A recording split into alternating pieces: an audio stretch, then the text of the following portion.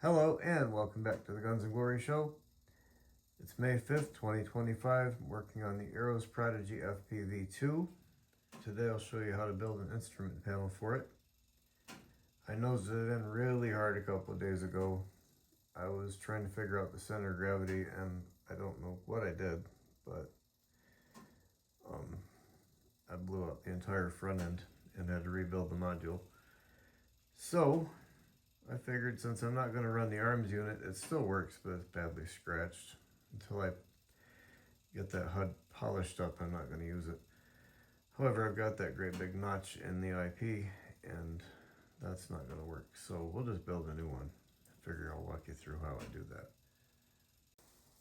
First thing we need to do is get an instrument panel kind of roughed in. So we'll get a piece of balsa wood, approximately the right size and shape. Get down a little bit there. And we want to mark the outsides of it. Just about like that. And the inside of it. Just about like that. And I would like to know how far down that is. From the bottom edge to that floor.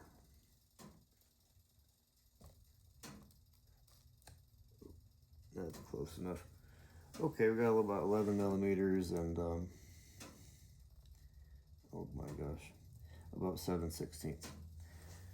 So, you want to come up about 7/16 or 11 millimeters.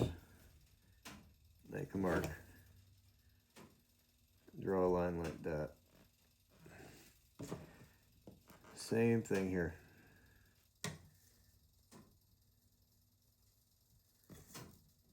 Just about like that. I'll only try to get it square with that line over that way. We do something like that just to make a nice final mark. Now we're going to cut that out.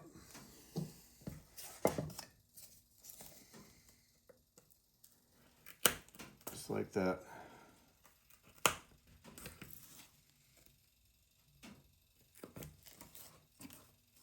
It's just rough right now. There we go. And that should drop in there just nicely. We'll go on the back side of it and just trace it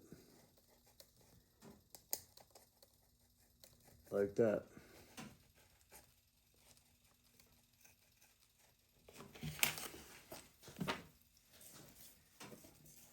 Go ahead and cut that out a little big. Cut on the outside of your line just a little bit and give yourself a little bit of room to sand. I'm just pretty much right on the line here. But try to give yourself a little bit of room to sand that in to its final shape.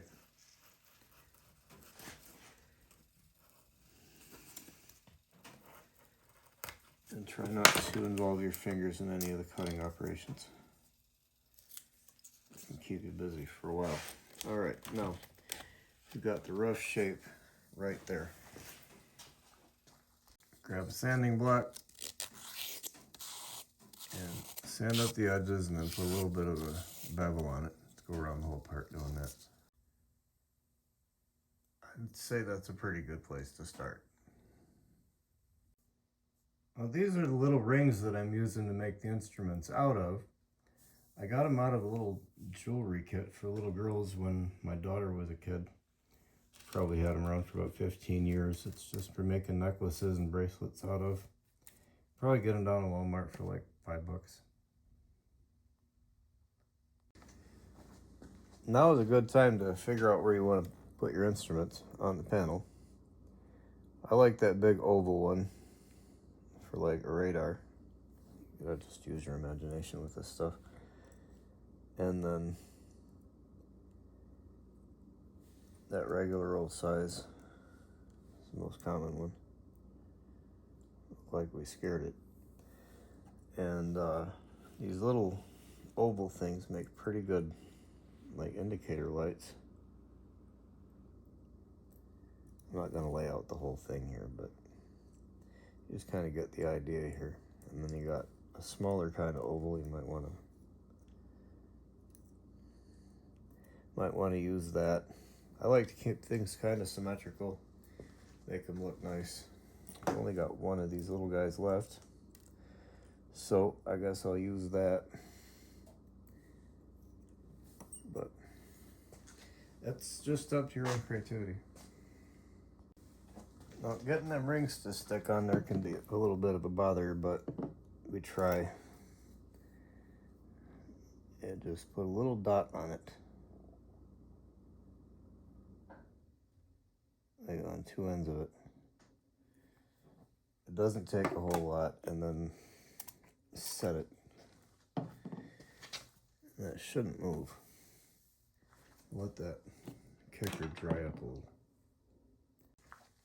You can use these paint pens to color that in with if you want, and then get it back off of the ring. Or you can use like your brushed paints, like enamel, testers, acrylics, whatever you want. If you can get them, what I like to do, I don't have any, is get a sticker that represents like an altimeter and put it there, and then put that ring on top of it. Once you've got a basic layout, grab some of your scraps and continue to use your imagination here. And I think I want to put, I don't know, maybe a radio right there. Put a square thing. A little bit smaller than that. All right. And for those of you wondering why I'm using a grand piano for a tabletop, it got scratched up when we were moving. And well, when I was moving, I live alone. And I wanted it, oh, that's nice. I wanted it to be flat black. Give me that. And not gloss black. So, okay, we're just going to leave that in. All right.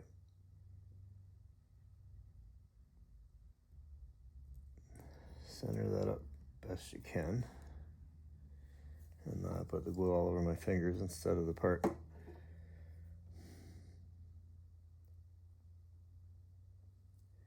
And just, use your imagination like anything else. And like something else down there. So let's square that up a little bit. Make smaller. Don't know what that thing is, but it fits right there. So yikes, that was way too much glue.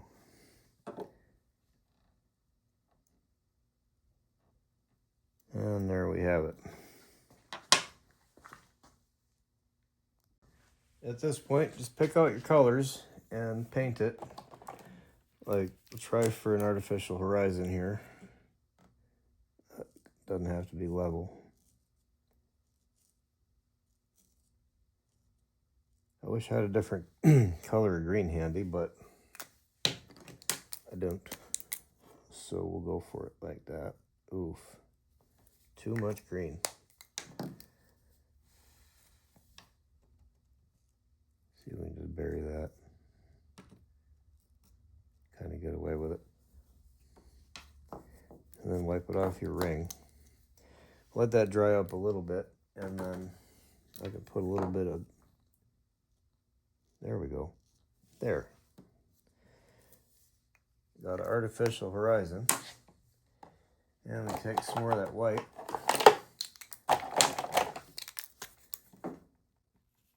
And we know we're going to want a couple leaves to be filled in with white.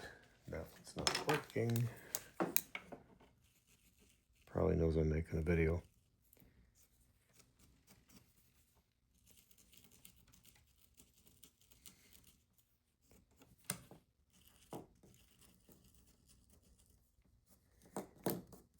You just don't want it to build up on those rings. That's the most important part right now. Once you get your basic colors set up, we're ready to go on to the next step. This one dropped on there, and I decided I didn't want that in their orange anyway, so I painted the two smaller ones blue, but that doesn't make any difference. Now this is where, if you've got stickers, that look like instruments, you'd be happy to have them. Otherwise, you just got to make this up as you go.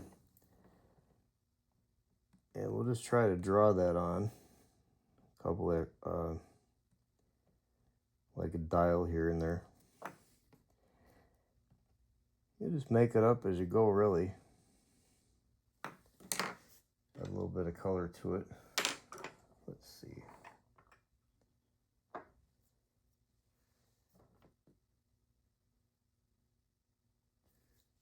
Try to give it a little needle or something in there.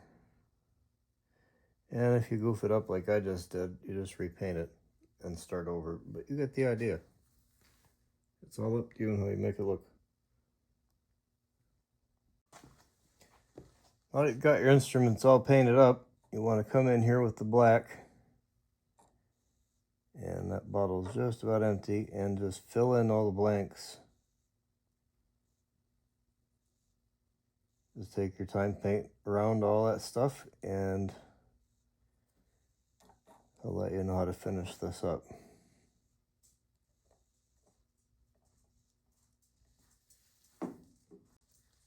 Now before this is dry, grab a little bit of 400 grit sandpaper and make sure you don't have any of that paint on those rings.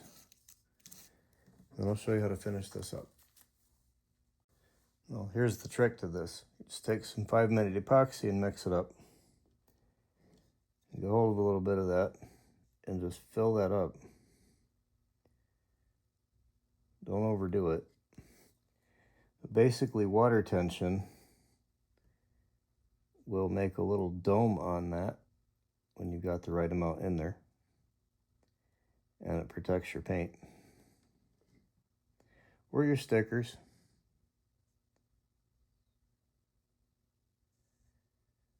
Gives it a realistic look. You've got a raised instrument now, and now you've got this little like lens.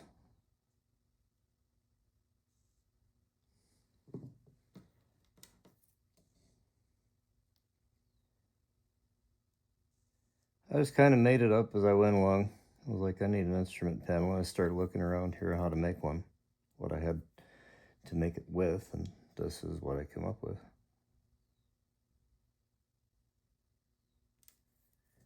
Got a little bit over there.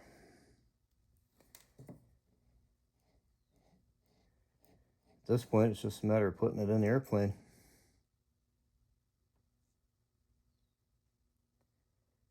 Eventually, I'll order some stickers for some model aircraft instruments.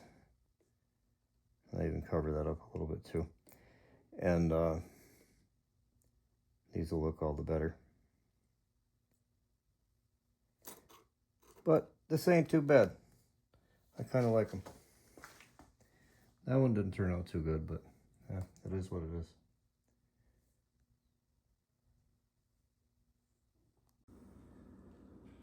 That cleans that up really nicely. I'll pull this camera module out, paint the interior black, and then I'll glue the instrument panel in place. That instrument panel cleaned that cockpit up really nice. It's just what it needed.